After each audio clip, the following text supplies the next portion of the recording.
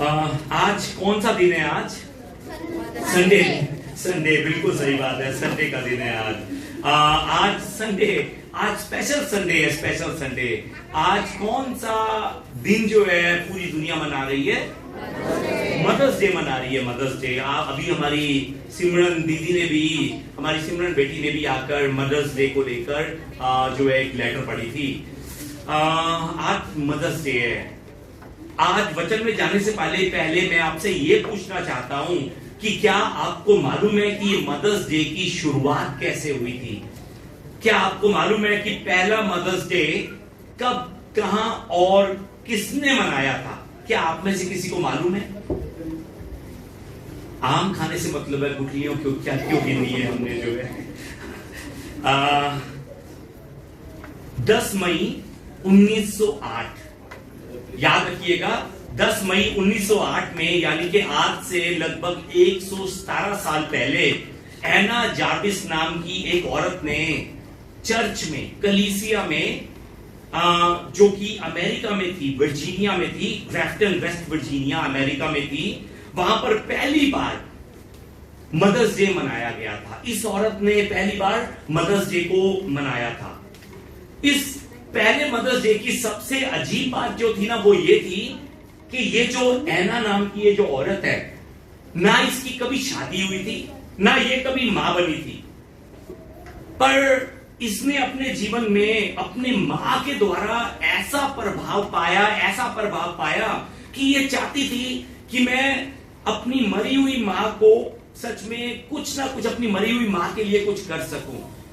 और संसार के जो लोग हैं ना, वो भी एक चीज पर ध्यान दे सके कि माओं को लोगों ने जीते जी धन्यवाद करना है, मरने के बाद धन्यवाद करने का कोई फायदा नहीं है। इस चीज को याद करते हुए इस औरत ने अपनी मां को याद करते हुए पहला मदर्स डे जो है ना, वो दूसरों के साथ मिलकर मनाया था। आज हम भी मिलकर मदर्स डे मना रहे हैं। सच में सबसे पहले हमें परमेश्वर का धन्यवाद करना है, और परमेश्वर का धन्यवाद करने के बाद हमें सच में अपनी माओं का धन्यवाद करना है। चाहे वो माएं आज हमारे करीब में हैं, हमारे साथ में हैं, या हमसे दूर हैं, सच में हमें उनका धन्यवाद करना है। आज हमारे बच्चे जो खड़े हैं, हमारे बच्चे जो बैठे हुए हैं, हमारे टीनेजर्स जो बैठे हुए हैं, अगर आपकी मम्मी यहां पर है तो एक बारी खड़े होकर, आप सब खड़े होकर अपनी मम्मियों के लिए ताली बजा सकते हैं। खड़े होकर अपनी मम्मी की तरफ को देखते हुए एक बड़ी धन्यवाद की तालियां बजा सकते हैं।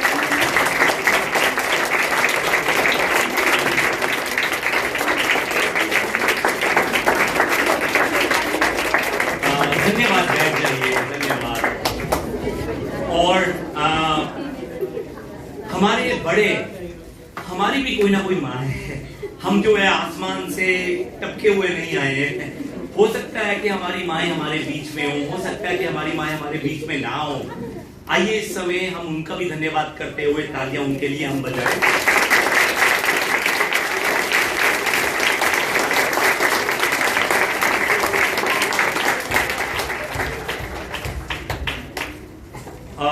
अब हम आज के वचन की ओर को आगे बढ़ेंगे। मैं आज आपको 4 बातें बताना चाहता हूं जो परमेश्वर इस जगह पर बैठे और ऑनलाइन के माध्यम से जुड़े हुए अपने सभी बेटों और बेटियों से करना चाहता है।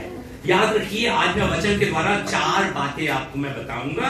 पहली बात जो परमेश्वर इस जगह पर बैठे अपने हर एक बेटी से, हर एक बेटे से करता है, वो ये है कि परमेश्वर की नजर में आप बहुत ज्यादा प्यारे हैं। आइए एक बारी मेरे पीछे बोले, परमेश्वर की नजर में मैं बहुत प्यारा हूं। एक बारी फिर से बोले, परमेश्वर मुझसे बहुत प्रेम करता है। आमीन। यूहन्ना 4 की 9 को जब हम देखते हैं ना, तो 4 की 9 में इस तरह से लिखा है कि जो प्रेम परमेश्वर हमसे रखता है वह इस प्रकार प्रकट हुआ कि परमेश्वर ने अपने इकलौते पुत्र को जगत में भेजा कि हम उसके द्वारा जीवन पाए। आमीन। मुझे याद है कि 2003 में मेरा दिल जब पहली बार हेजोंग पर आया था। हेजोंग का जो इंग्लिश नाम जो है वो ग्रेस है, ग्रेस। 2003 में पहली बार मेरा जो दिल है ना मेरी पत्नी ग्रेस पर आया था।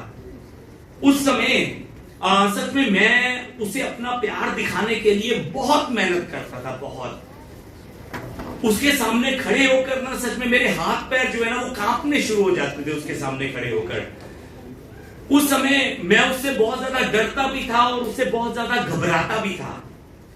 घबराने और डरने का कारण यह था कि उसके सामने खड़े होकर अगर मुझसे कोई गलती हो गई तो वो सच में कभी भी वो मुझे बुलाएगी नहीं। इस कारण सच में उसके सामने खड़े होते सारी मेरे हाथ पैर कांपने शुरू हो जाते थे। मैं बात बताता हूं आपको। मैं एक दिन मैंने हेजोंग को कहा कि मैं तुझे एक बार खाना खिलाना चाहता हूं। तो अपने दोस्त को मैंने साथ में लिया और उसको रेस्टोरेंट में लेकर गया खाना खिलाने के लिए। क्यों? क्योंकि वो जो है चर्च में सेवा करती थी और मैं चर्च का मेंबर था। मैं उसको दूसरी नजर से देख रहा था, वो मुझे परमेश्वर के बेटे की नजर से देख रही थी। तो मैंने कहा कि मैं खाना खिलवाना चाहता हूं, मैं तेरे साथ खाना खाना चाहता हूं, हम बाहर को चलते हैं, हम दोनों नहीं साथ में ये भी होगा। तो हम तीनों जो है ना बाहर खाना खाने के लिए गए। मेरा दोस्त उसने देखा कि आज बिल पंकज ने पे करना है, उसने सबसे महंगा खाना जो है वो ऑर्डर किया और उसको कहा कि खुलकर खा। और वहां पर कोरिया के अंदर चम्मच नहीं चलते, वहां पर स्टिक्स, चॉपस्टिक्स होते हैं, चॉपस्टिक्स। मुझे उस समय वो चिल्लाने नहीं आते थे। अब ये दोनों बैठकर बड़े आराम से खाना खा रहे हैं और मैं जो हूं ना, मैं डरता हुआ घबराता हुआ मैं खाना नहीं खा रहा हूं। ये दोनों मुझे कह रहे हैं खा। मेरा दोस्त भी खुद खाता था, खा तू भी खा, तू भी खा। मैं जो हूं ना, मैं डर के मारे, घबराहट के मारे खाना नहीं खाया मैंने वहां पर। मेरे कहने का मकसद ये है कि मैं जब भी उसे मिलता था मैं डरना शुरू हो जाता था, घबराना शुरू हो जाता था, कांपना शुरू हो जाता था। मैं जो हूं ना, मैं कभी भी अपने माँ बाप से भी डरा नहीं हूं। मेरे माँ बाप भी ऑनलाइन में इस जो है ना सर्विस को जरूर देखेंगे। मैं बताना चाहता हूं, मैं कभी अपने माता पिता से भी डरा नहीं हूं। पर हेजोंग के सामने जाकर सच में मुझे डर लगना शुरू हो जाता था, मैं घबराना शुरू हो जाता था। आज के इस वचन की तैयारी करते समय मैं सोच रहा था कि जो इंसान कभी अपने माता पिता से न डरा हो, वो कैसे एक लड़की से डर सकता है? वो कैसे एक लड़की को देखकर उसके सामने खड़ा होकर घबरा सकता है? सच में किसी दूसरी लड़कियों से बात करनी होती थी तो मैं खुलकर बात करता था, पर हेजोंग के सामने आकर पता नहीं मुझे क्या हो जाता था। सच में इस वचन की तैयारी करते हुए मैंने सोचा कि ऐसा क्यों होता था मेरे साथ, क्यों? उसका कारण जो था ना वो ये था, मैं अपने माता पिता से नहीं डरता था पर इससे बहुत डरता था। उसका कारण ये था कि मुझे मालूम था कि मेरे माता पिता मुझसे बहुत ज्यादा प्रेम करते हैं, बहुत ज्यादा मुझसे प्रेम करते हैं। मैं जितनी मर्जी बड़ी गलती कर दूंगा तब भी वो मुझे माफ करेंगे, वो मुझे कभी भी छोड़ेंगे नहीं, हमेशा मेरा साथ देंगे। पर मैं हेजोंग को लेकर इसलिए हमेशा डरता रहता था, घबराता रहता था। उसका कारण जो था वो ये था कि मुझे ये नहीं मालूम था कि ये भी मुझसे प्यार करती है कि नहीं करती है। जो बात कर रहा हूं समझ रहे हैं? माँ बाप से ना डरने का कारण क्या था? मुझे मालूम था कि दुनिया मुझे छोड़ जाएगी पर ये मुझे कभी नहीं छोड़ेंगे, ये मुझे बहुत प्यार करते हैं। पर हेजोंग से मैं उस समय डरता था इसलिए इसके मन के बारे में मुझे मालूम नहीं था कि ये मुझसे प्यार करती है कि नहीं करती। अगर तो वो मुझसे प्यार करती है तो नो प्रॉब्लम, पर अगर वो मुझसे प्रेम नहीं करती और मैंने उसके सामने कोई गलती कर दी तो शायद वो मुझसे कभी भी बात नहीं करेगी। इसलिए मैं उसके सामने जाकर घबराता रहता था, डरता रहता था। अब वो मेरी पत्नी है, क्या अब भी मैं उसके सामने खड़ा होकर घबराऊंगा? क्या लगता है आपको? क्या सच में अब भी मैं उससे डरूंगा? क्या लगता है आपको? नहीं, आप सब नहीं कह रहे हैं। क्या हेजोंग के लिए मेरा मन जो है वो बदल गया है? क्या लगता है आपको? ऐसा भी नहीं है, सच में ऐसा भी नहीं है। अभी भी मैं उससे उतना ही प्यार करता हूं जितना मैं प्यार उससे पहले करता था। अब मैं उससे नहीं डरता, अब मैं उसके सामने खड़े होने से नहीं घबराता। उसका कारण पता है क्या है? उसका कारण यह है कि अब मैं जान चुका हूं कि मुझसे भी ज्यादा प्यार करती है। अब मैं इस चीज को जान चुका हूं। जिस समय मुझे नहीं मालूम था उस समय मैं डरता रहता था, घबराता रहता था, पर जब मुझे मालूम पड़ गया है कि हाँ ये सच में मुझे मुझसे भी ज्यादा प्यार करती है, तो अब मुझे इसके सामने खड़े होकर डरने की जरूरत नहीं है, घबराने की जरूरत नहीं है। मुझे इसके प्यार के बारे में पता लग गया है कि सच में ये मुझसे कितना ज्यादा प्यार करती है। अब यही बात जो है ना वो परमेश्वर और हमारे बीच में भी लागू होती है। जब तक हम ये नहीं जानते ना कि परमेश्वर मुझसे कितना प्रेम करता है, हम उसके सामने खड़े होकर डरते रहते हैं, घबराते रहते हैं। हम सच में हमेशा ये सोचते हुए घबराते रहते हैं कि मैं व्यवस्था पर नहीं चल पाया। हम ये सोचकर डरते रहते हैं कि आज मुझसे ये गलती तो नहीं हो गई है, कहीं पर परमेश्वर मुझसे नाराज तो नहीं हो गया है, कहीं पर वो मुझसे नाराज होने के कारण मुझे कोई सजा तो नहीं दे देगा। ऐसी बातें कब हमारे मन में आती हैं? जिस समय हमें परमेश्वर के प्रेम के बारे में नहीं मालूम होता कि वो भी मुझसे प्रेम करता है कि नहीं करता। पर जब हम उसके प्रेम को जान जाते हैं ना, तब हम उससे और ज्यादा प्रेम करते हुए उसकी इच्छाओं को अपनी इच्छा बनाकर हम आगे बढ़ना शुरू कर देते हैं।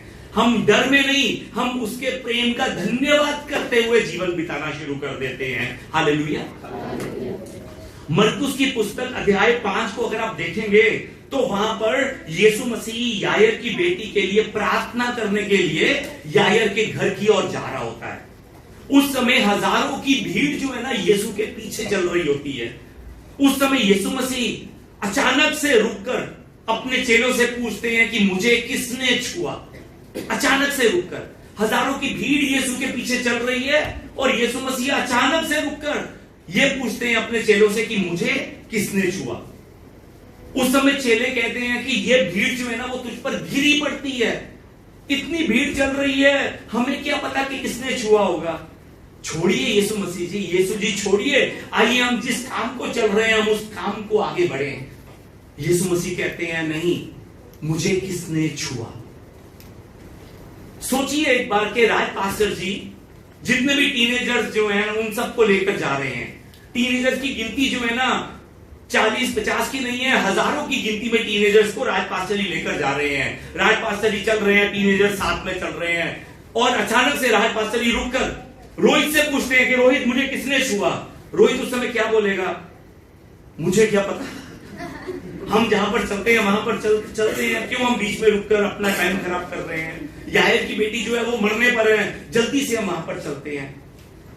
यीशु मसीह क्या कहते हैं? नहीं, मुझे किसने छुआ, मुझे किसने छुआ। उस समय एक औरत जिसे 12 साल से लहू बहने का रोग था, वो आकर यीशु मसीह से कहती है कि प्रभु मैंने तुझे छुआ, मैं बीमार थी, मुझे 12 साल से लहू बहने का रोग था, जिस समय मैंने तुझे छुआ, तेरे कपड़ों को छुआ, उस समय मैं चंगी हो गई। इस कहानी के द्वारा मैं आपको यह बताना चाहता हूं कि यीशु मसीह को मालूम था कि किसने उसे छुआ, पर वो फिर भी अनजान बनकर पूछ रहा है कि किसने मुझे छुआ। अनजान बनकर, जैसे उसे कुछ मालूम ही नहीं है, अनजान बनकर पूछ रहा है कि किसने मुझे छुआ। एक्चुअली यीशु मसीह उस 12 साल की रोगन स्त्री को, उस औरत को जो 12 साल से दुख उठा रही थी, उस औरत को यीशु मसीह यह बताना चाहते थे कि तू मेरी बेटी है, मैं तुझसे बहुत ज्यादा प्रेम करता हूं। देख देख, मैंने तेरे लिए, सिर्फ तेरे लिए, सिर्फ और सिर्फ तेरे लिए मैंने इस हजारों की भीड़ को भी रोक दिया है, खड़ा कर दिया है, सिर्फ तेरे लिए। यीशु मसीह आज आप एक के लिए भी सब कुछ रोक सकते हैं। क्या आपको विश्वास है इस बारे में? अगर उस एक के लिए यीशु मसीह हजारों की भीड़ को रोक सकते हैं, तो आज आप एक के लिए भी यीशु मसीह सबको रोक सकते हैं। क्यों रोक सकते हैं? क्योंकि वो आपसे प्रेम करते हैं। वो आपको कहते हैं कि तू मेरी बेटी है, वो आपसे कहते हैं कि तू मेरा बेटा है, मैं तुझसे बहुत ज्यादा बहुत ज्यादा बहुत ज्यादा प्रेम करता हूं, बहुत ज्यादा प्रेम करता हूं। कितना प्रेम करता हूं? इस क्रूस की तरफ को देख तो तुझे पता लगेगा मैं तुझसे कितना प्रेम करता हूं। आइए एक बार हम अपने आप से कहें परमेश्वर मुझसे बहुत प्रेम करता है। परमेश्वर मुझसे बहुत ज्यादा प्रेम करता है। हमारे साथ वाले से कहें, परमेश्वर आपसे भी बहुत प्रेम करता है। आमीन। परमेश्वर मुझसे, आपसे बहुत प्रेम करता है। वो आप एक के लिए सब कुछ रोक सकता है, सब कुछ, अगर आप विश्वास करते हैं। दूसरी बात, परमेश्वर आप सबसे कहते हैं कि आप बहुत बहुमूल्य हैं। आइए हम अपने आप से कहें, मैं बहुत बहुमूल्य हूं, मैं बहुत कीमती हूं। आमीन। क्या आपको मालूम है कि आप बहुत बहुमूल्य हैं?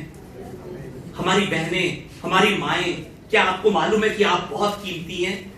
हमारे भाइयों को मालूम है कि आप बहुत कीमती हैं। हमारे बच्चों को मालूम है कि आप बहुत कीमती हैं। बहुत से लोग जो है ना, वो अपनी कीमत को इस आधार पर तय करते हैं कि दूसरे लोग मुझसे कैसा व्यवहार करते हैं, या फिर मैं कितना सफल हूं, या फिर मेरे पास क्या कुछ है, या फिर मैं परफेक्ट हूं कि नहीं हूं। बहुत से लोग इन चीजों को देखते हुए अपनी कीमत जो है ना वो तय करते हैं। पर मैं आपको बताना चाहता हूं कि अगर हम अपनी कीमत लोगों के व्यवहार पर या फिर हम कितने सफल हैं ये सोचकर लगाते हैं ना, तो सच में मैं आपको ये बताना चाहता हूं कि हम ठोकर खा सकते हैं। हम जो है ना, हम निराश हो सकते हैं। हम जो है ना, खुद को दूसरों से कमजोर समझ सकते हैं, क्योंकि संसार के लोग जो आज आदर हमें दे रहे हैं ना, वो कल हमें हो सकता है आदर ना भी दें। और ऐसे समय में हम खुद को कमजोर समझकर निराश हो सकते हैं। आपकी कीमत आपकी सफलता पर या फिर आपके पास क्या कुछ है, आप कितनी अच्छी परफॉर्मेंस कर रहे हैं, उस पर डिपेंड नहीं करती। आपको आपकी कीमत तब पता चलती है जब आप ये जान जाते हैं कि आप कौन हैं। उस समय आपको आपकी कीमत पता चलती है। इस समय मैं आपको ये याद दिलवाना चाहता हूं कि आप सब परमेश्वर की संतान हैं। हालेलुया। आपकी असली कीमत आपके स्वर्ग में बैठे पिता परमेश्वर की ओर से आती है। और याद रखिए, परमेश्वर ने अपना श्वास आप में फूंका है। जिस समय परमेश्वर ने मछलियों को बनाया था, उस समय परमेश्वर ने किसको कहा? समुद्र को। जिस समय पेड़ों को उगाया था, उस समय परमेश्वर ने किसको कहा? धरती को। पर जिस समय परमेश्वर ने मनुष्य को रचा, उस समय परमेश्वर ने अपना श्वास मनुष्य में भरा। आपके अंदर सर्वशक्तिमान परमेश्वर का डीएनए है। उस सर्वशक्तिमान परमेश्वर का डीएनए आप में लहू जो है ना, जो बह रहा है, वो लहू कोई आम लहू नहीं है। आपका लहू जो है ना, वो शाही लहू है, शाही लहू। इसलिए आपको ऐसे झुककर चलने की जरूरत नहीं है। सच में आप फक्र के साथ चलिए, क्योंकि आपका पिता, आपका परमेश्वर, आपका रचना करने वाला वो पिता परमेश्वर है। याद रखिए, आपका लहू शाही लहू है। आइए अपने से एक बारी कहें, मेरा लहू शाही लहू है। आमीन। सच में लोग आपके बारे में क्या सोचते हैं, आपको कितना तंग करते हैं, आपको कितना दबाने की कोशिश करते हैं, आपको उससे कोई फर्क नहीं पड़ता, क्योंकि परमेश्वर की नजर में आप सब बहुत बहुत बहुत कीमती हैं। हालेलुया। एक छोटा सा उदाहरण आपको बताता हूं। मेरे पास इस समय ये 500 का नोट पड़ा है। कोई है जिसको चाहिए? मैं देने के लिए तैयार हूं, अगर कोई है तो। कोई है? एक ने हाथ उठाया। पर मैं पास्टर जी को देने से पहले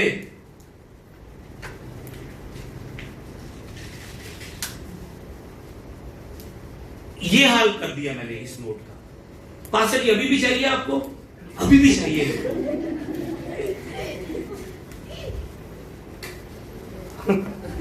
पैरों के नीचे भी दबा दिया है।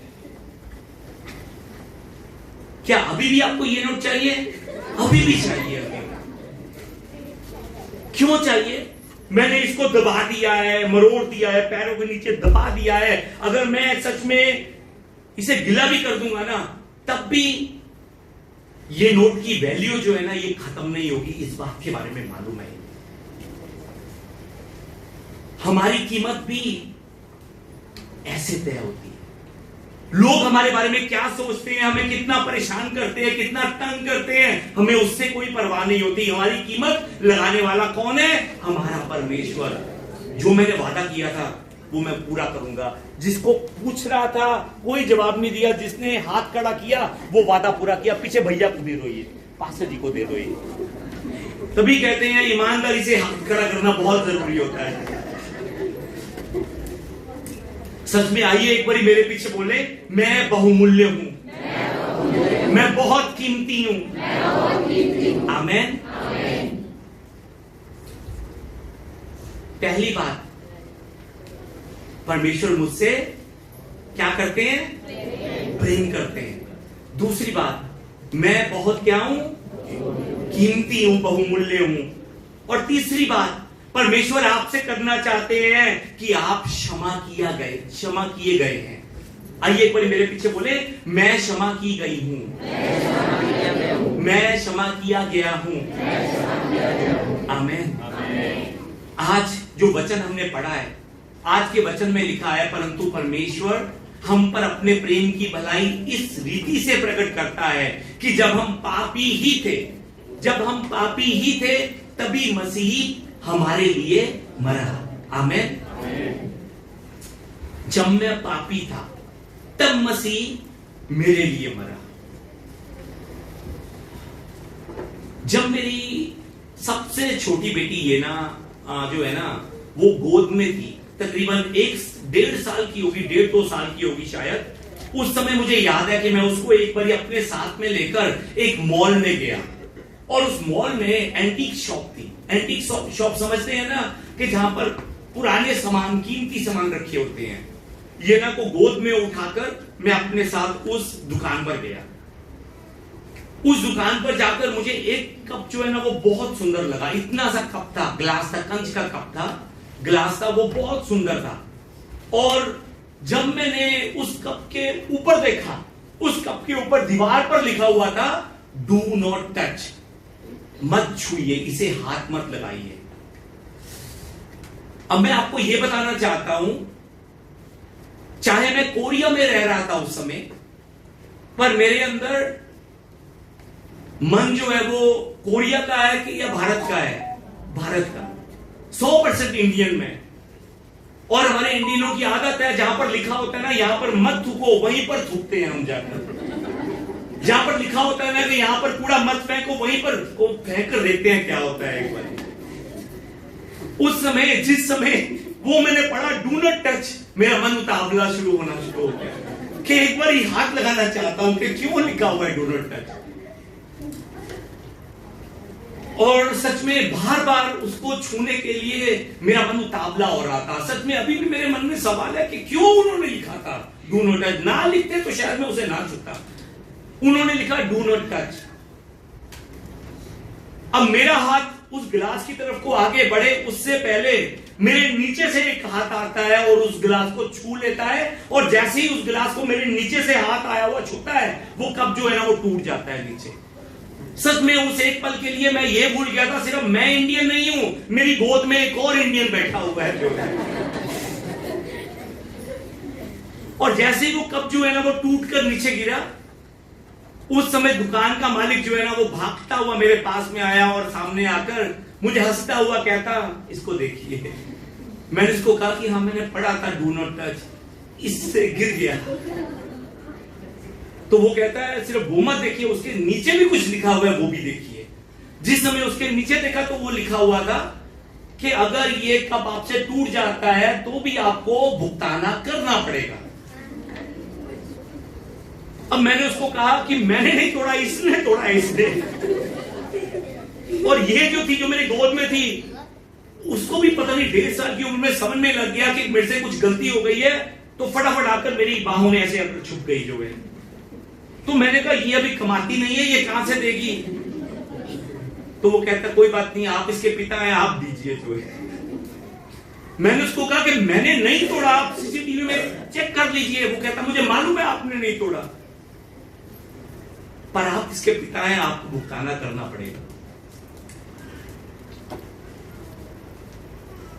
इस बच्ची के पास भुगताना करने का कोई भी रास्ता नहीं था, इसीलिए उसकी गलती का भुगताना किसने किया?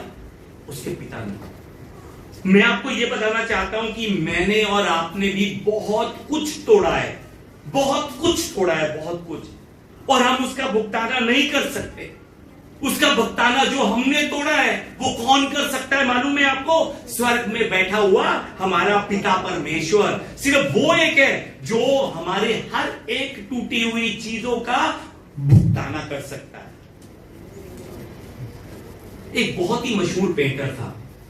वो मशहूर पेंटर जो था, वो मशहूर होने के बाद अपने पड़ोस में जो मार्केट थी वहां पर घूमता है। वहां पर पेंटिंग्स की शॉप जो थी बहुत सारी थी, और वहां पर घूमता हुआ देखता है कि किसी दूसरे इंसान ने क्या पेंटिंग बनाई है, इसने क्या बनाई है। उसको दूसरों की पेंटिंग को देखता हुआ घूम रहा था। अब जब वो मार्केट में घूम रहा होता है दूसरों की पेंटिंग्स को देखता हुआ, अचानक से उसकी नजर उसकी अपनी पेंटिंग पर पड़ती है जो उसने आज से लगभग 15-16 साल पहले बनाई थी, और उस समय उसको कोई जानता भी नहीं था। वो देखता है कि एक खिड़की में वो पेंटिंग लगी हुई है, पर वो पेंटिंग जो है ना बहुत इस समय ज्यादा गंदी है, बहुत ज्यादा गंदी है। वो पेंटिंग का फ्रेम जो है ना वो भी टूटा हुआ है। उस पेंटिंग की तस्वीर जो है पेंटिंग जो है उसके ऊपर भी बहुत से जाले लगे हुए हैं, और उस पेंटिंग पर भी थोड़े थोड़े स्क्रैचेस जो है ना वो पड़े हुए हैं।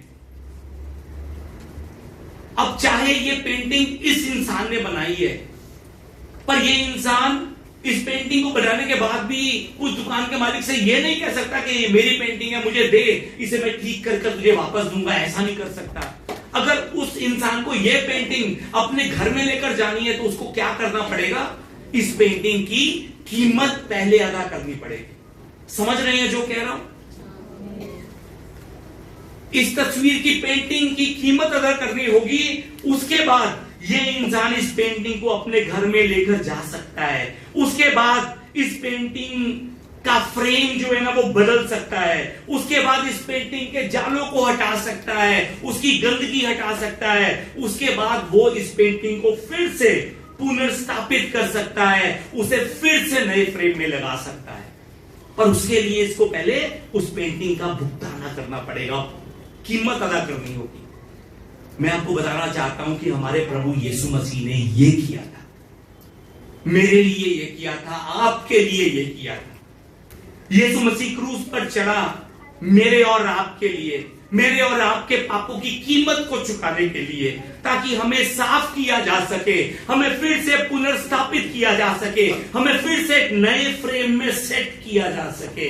इसलिए वो क्रूस पर चढ़ा। इसलिए पहले कुरिन्थियों की पुस्तक अध्याय 6 की 20 में लिखा है, क्योंकि तुम दाम देकर मोल लिए गए हो, इसीलिए अपनी देह के द्वारा परमेश्वर की महिमा करो। आमेन। याद रखिए, आप सब दाम देकर मोल लिए गए हैं।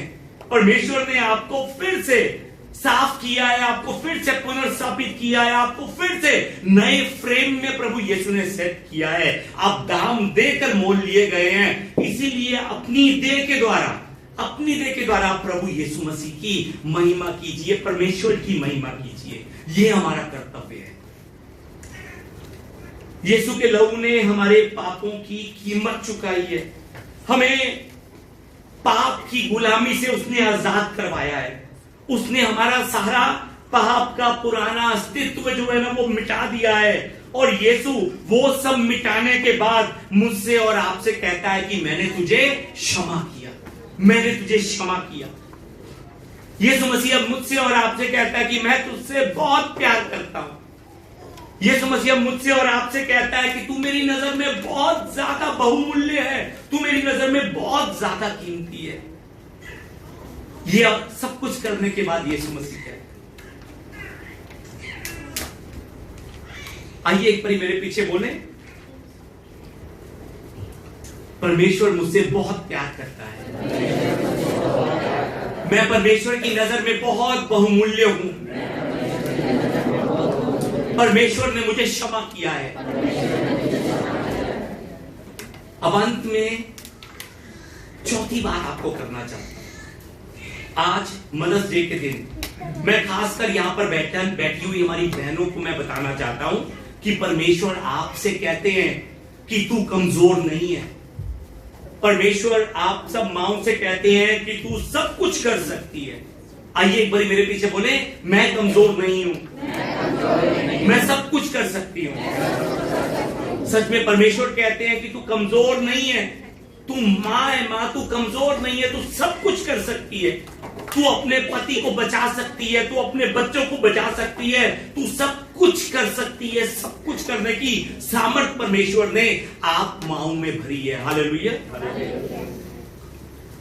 मोसे जिस समय पैदा हुआ था उस समय राजा का आदेश था कि जितनी भी इब्रानी स्त्रियां हैं ना, वो पैदा होते सारी अपने बेटे को मार डाले। अगर तो बेटा पैदा होगा तो उसे मरना होगा, अगर बेटियां पैदा होगी तो वो आगे बचा सकते हैं। अब आप जिस समय निर्गमन की पुस्तक को देखते हैं ना, निर्गमन की पुस्तक अध्याय 2 को अगर आप पढ़ेंगे तो आपको अध्याय 2 में कहीं पर भी मूसे के पिता का जिक्र जो है ना वो नहीं मिलेगा।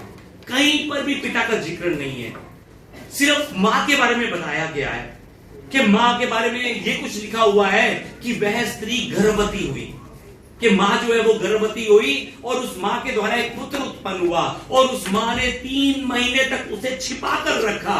और वो मां जिस समय उसे और ज्यादा छुपा ना सकी तो वो उसको टोकरी में लेकर नील नदी में बहा देती है। ये सब कुछ लिखा हुआ है। सब कुछ किसने किया? मां ने किया। मां ने, पिता का कोई जिक्र नहीं है। सच में मैं आपको यह बताना चाहता हूं कि बहुत सी माएं जो है ना ये कह सकती हैं कि मैं अकेली हूं, मैं कुछ नहीं कर सकती, ये भी साथ नहीं देते, वो भी साथ नहीं देता, मैं कुछ नहीं कर सकती। मैं आपको बताना चाहता हूं कि आप सब कुछ कर सकती हैं। आपके लिए कुछ भी नामुमकिन नहीं है। क्यों? क्योंकि आप मां हैं। मां आज से सच में आप ये मत कहिए कि आप अकेले कुछ नहीं कर सकते। आप बहुत कुछ कर सकती हैं। मुझे मालूम है कि आप सब अपने बच्चों को सच में बहुत कुछ देना चाहती हैं। मुझे मालूम है कि इस जगह पर बैठी माएं जो है ना अपने बच्चों के लिए बहुत कुछ करना चाहती हैं। आप अपने बच्चों के लिए सच में हर एक प्रकार की बेस्ट से बेस्ट चीज जो है ना वो देना चाहती हैं। पर हो सकता है कि आप सोच रहे हो कि आप अपने बच्चों के लिए कुछ भी नहीं कर पा रहे हैं। आपके हालातों ने आपको कमजोर बनाया हुआ है, आपके हालातों ने आपको मजबूर बनाया हुआ है। इसीलिए मैं करना बहुत कुछ चाहती हूं पर मैं कुछ भी कर नहीं पा रही हूं। हो सकता है कि आप में से कुछ माएं ऐसी बात सोच रही हो।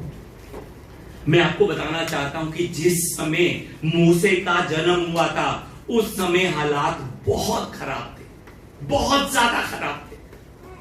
उन मुश्किल हालातों में भी उस एक मां ने अपनी सेहत और अपनी जान की परवाह किए बिना, उस एक मां ने प्रार्थना करते हुए परमेश्वर से बुद्धि मांगी कि वो कैसे अपने बच्चे की रक्षा कर सके। मैं फिर से जोर देना चाहता हूं, उस एक मां ने अपनी सेहत की परवाह किए बिना, अपनी जान की परवाह किए बिना।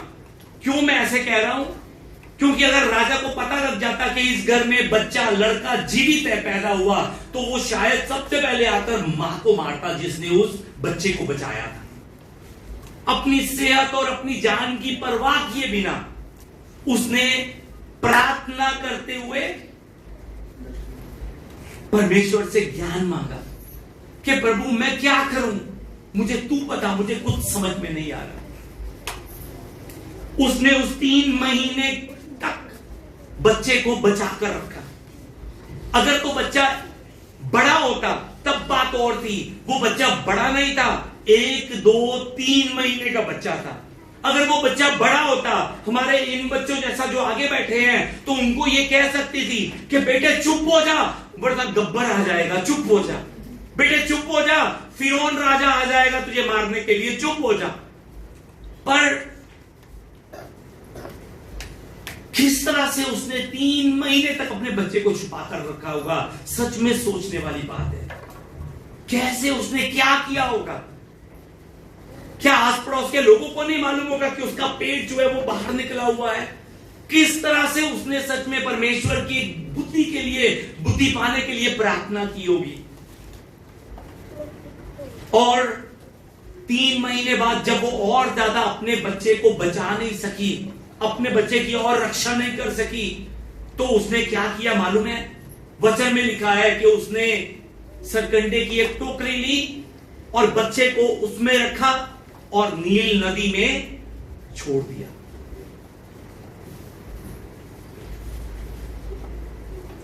नील नदी में छोड़ दिया।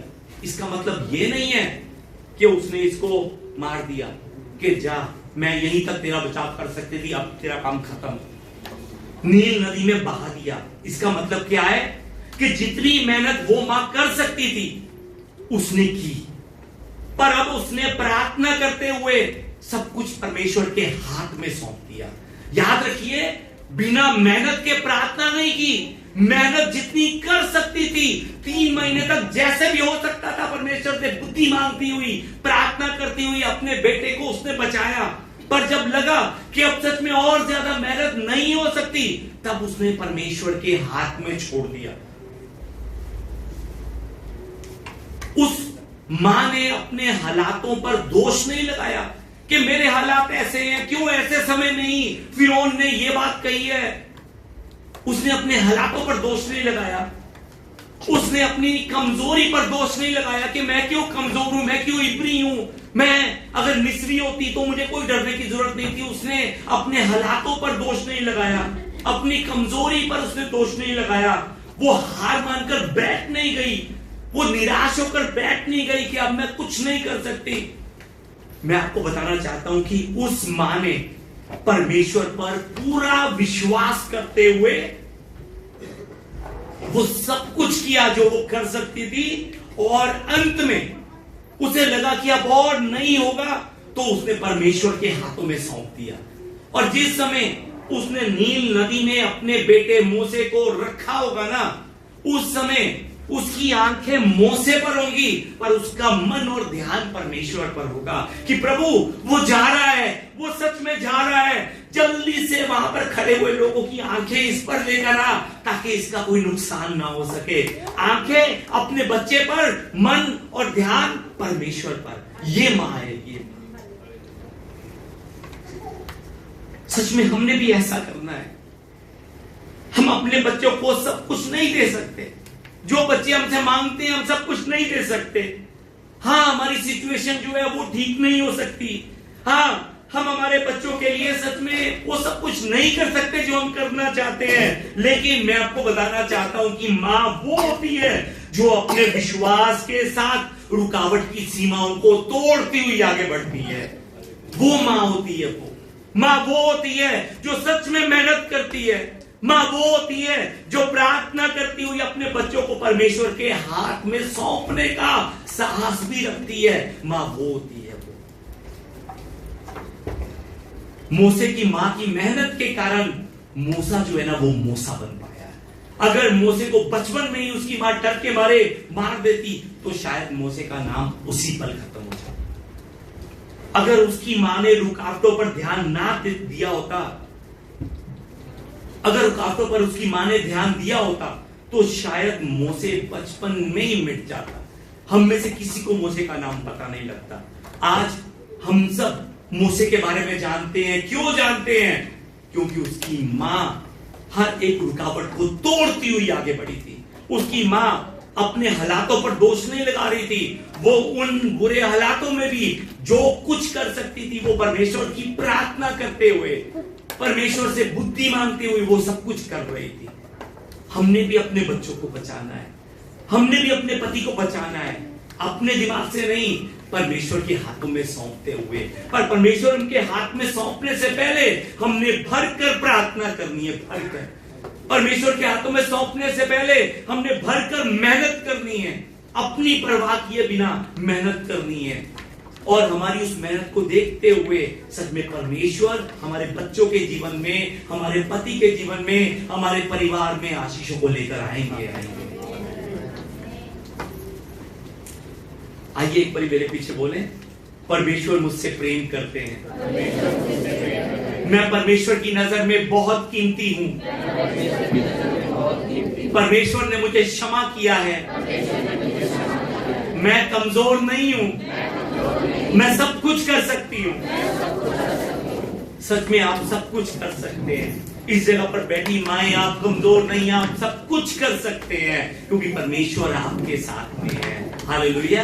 आप अपने परिवार को बदल सकते हैं, आप अपने पड़ोस को बदल सकते हैं, आप अपने घराने को बदल सकते हैं। परमेश्वर ने आप माओ में इतनी सामर्थ दी है, आप सब कुछ कर सकते हैं। अगर आज आपको लग रहा है कि आपके पास कुछ नहीं है, मैं आपको बताना चाहता हूं कि आपके पास वो सब कुछ है जो होना चाहिए। सिर्फ इस्तेमाल कीजिए उसे, सिर्फ इस्तेमाल कीजिए। प्रार्थना करते हुए, परमेश्वर का ज्ञान मांगते हुए इस्तेमाल कीजिए। परमेश्वर आपके लिए वो सब करेगा और बड़ी बड़ी गवाहियां आपके जीवन में पैदा करेगा, क्योंकि वो आपसे प्रेम करता है। आप वो उसकी नजर में आप बहुत ज्यादा कीमती हैं। वो आपको क्षमा करने वाला परमेश्वर है और वो आपसे कहता है कि आप कमजोर नहीं हैं, आप सब कुछ कर सकते हैं। हालेलुया। ये परमेश्वर का प्यार है जो परमेश्वर आपसे करता है। आइए उस प्यार का हम धन्यवाद करते हुए, उस प्यार का सच में जो परमेश्वर हमसे करता है उसकी महिमा करते हुए हम इस गीत को आगे ले गाते हुए चले कि तेरा प्यार है महान, तेरा प्यार है जहां मैं जो पहले मुर्दा था। मुर्दा कौन? जो अपने हालातों पर दोष देता रहता था कि क्यों मेरे हालात ऐसे हैं, क्यों मेरे हालात वैसे हैं, क्यों ये मुश्किल है, क्यों वो मुश्किल है। प्रभु कहते हैं ऐसी सोच रखने वाला इंसान मुर्दा है और तू पहले मुर्दा था, मैंने तुझमें जान डाली है। तुझे मैंने याद दिलवाया है, याद करवाया है कि तू कौन है। तू माँ है, माँ, तू सब कुछ कर सकती है, तेरे लिए कुछ भी नामुमकिन नहीं है। पर तू करने वाली बन, पर तू खड़े होने वाली बन, मैं तेरी मदद करूंगा। आइए मिलकर हम परमेश्वर का धन्यवाद करते हुए इस गीत को गाएं।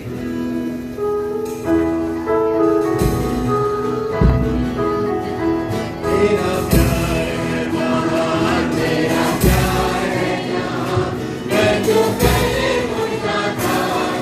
आइए जाते हुए तेरा प्यार है महान, तेरा प्यार है जहां मैं जो पहले मुर्दा था, तूने डाली मुझमें जान। तेरी जय जयकार, बोलो मैं तेरी जय जयकार।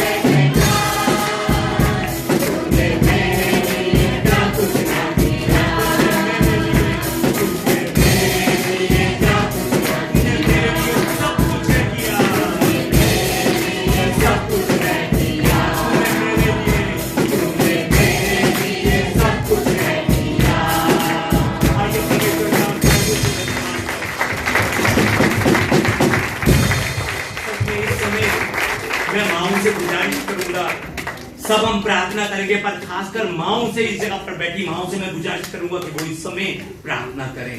इस समय वो प्रार्थना करें अपने बच्चों के लिए, अपने परिवार के लिए, वो प्रार्थना करें। प्रार्थना करें परमेश्वर से। अगर आज आपको लगता है कि आपके घराने में कोई मुश्किल है, अगर आपको लगता है कि आपके जीवन में भी इस समय फिरौन राजा ने कुछ ना कुछ ऐसा किया है जो सच में आपके बच्चे का भविष्य जो है वो उज्जवल होने नहीं दे रहा है, जो लगता है कि सच में आपके हालात जो है ना आपको परेशान कर रहे हैं, अगर आपको लगता है कि सच में बहुत सी मुश्किलें इस समय आपके सामने खड़ी हैं, तो मैं आपको बताना चाहता हूं ये समय प्रार्थना करने का समय है।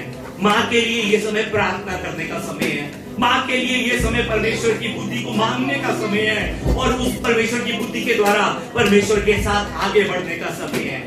आइए इस समय हम मिलकर प्रार्थना करें और परमेश्वर के सामने हम पुकारते हुए अपनी रुकावटों को परमेश्वर के सामने लेकर जाएं। आइए हम प्रार्थना करें, आइए मिलकर हम प्रार्थना करें। ओ पिता परमेश्वर प्रभु जी, सच में धन्यवाद प्रभु जी। ओ पिता परमेश्वर प्रभु जी, सच में आपने हमें अपनी रूह से भरा है प्रभु। पिता परमेश्वर हमें आशीर्वाद दीजिए कि पिता परमेश्वर जिस रूह से भरकर प्रभु जी आपने हमें अपने आगे रखा है प्रभु, हम पिता परमेश्वर हम आगे बढ़ते हुए प्रभु जी उस मुश्किलों को हम पिता परमेश्वर छोड़कर पिता परमेश्वर उन मुश्किलों की ओर ध्यान ना देकर हम प्रार्थना करते हुए इस समय आपकी बुद्धि को मांग सके प्रभु। पिता परमेश्वर मेरी बुद्धि के द्वारा कुछ भी समझ में नहीं आ रहा प्रभु, कैसे होगा कैसे नहीं होगा, पर प्रभु आज आपने प्रभु जी वचन में बताया कि आप मुझसे कितना प्रेम करते हैं। आपने वचन में बताया कि आपकी नजर में मैं कितना कीमती हूँ। आपने प्रभु जी मुझे वचन में बताया कि आपने मुझे क्षमा किया है। आपने वचन में बताया कि मैं कमजोर नहीं हूँ, प्रभु मेरी मदद कर प्रभु। आपने प्रभु जी मुझे वचन में याद दिलवाया कि मेरे लिए कुछ भी नामुमकिन नहीं है, मेरे लिए कुछ भी नामुमकिन नहीं है।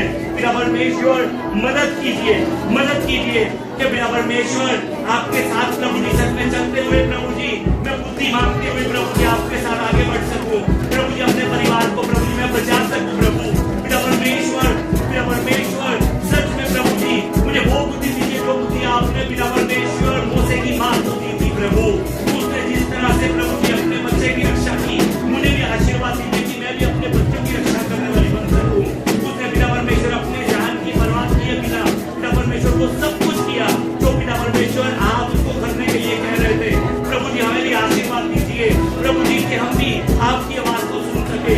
प्रभु जी हमें आशीर्वाद दीजिए कि हम वचनों को पढ़कर आपकी आवाज को सुन सके और प्रभु वचनों को पढ़कर आपकी आवाज को सुनकर आपकी इच्छा को जानकर हम आगे बढ़ते हुए प्रभु जी उसी तरह से हम अपने परिवार के लिए प्रार्थना करते हुए हम पिता परमेश्वर उनके लिए हम पिता परमेश्वर एक आशीषों का रास्ता तैयार कर सके। प्रभु मदद कीजिए प्रभु जी, सच में माँ के लिए कुछ भी नामुमकिन नहीं है, माँ कमजोर नहीं है, माँ अपने बच्चों का भविष्य अपनी प्रार्थना के द्वारा बना सकती है। पिता परमेश्वर आपने जो माँ बनने का आशीर्वाद दिया है प्रभु जी उस आशीर्वाद को पाने वाली हर एक माँ को हम मदद कीजिए कि प्रभु अपने पति के लिए, अपने बच्चों के लिए, अपने घराने के लिए प्रार्थना करने वाली आपकी प्यारी बेटी हो सके प्रभु। पिता परमेश्वर मदद कीजिए, पिता परमेश्वर मदद कीजिए प्रभु, मदद कीजिए पिता परमेश्वर मदद कीजिए ताकि मैं आपकी जय जयकार जय जयकार तूने मेरे लिए सब कुछ है किया।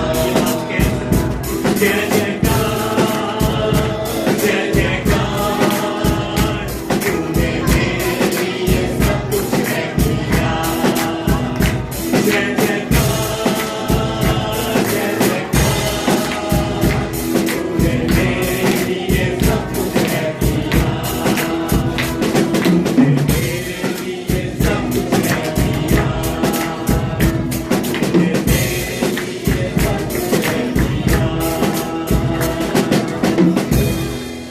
पिता परमेश्वर आपका धन्यवाद प्रभु जी। आज आप वचन में आपने मुझसे 4 बातें कही कि आप मुझसे बहुत प्रेम करते हैं प्रभु। आज आपने वचन के द्वारा बताया कि मैं आपकी नजर में बहुत कीमती हूँ प्रभु। आज वचन में आपने बताया कि आपने मुझे क्षमा किया है प्रभु। आज वचन में आपने मुझे बताया कि मैं कमजोर नहीं हूँ।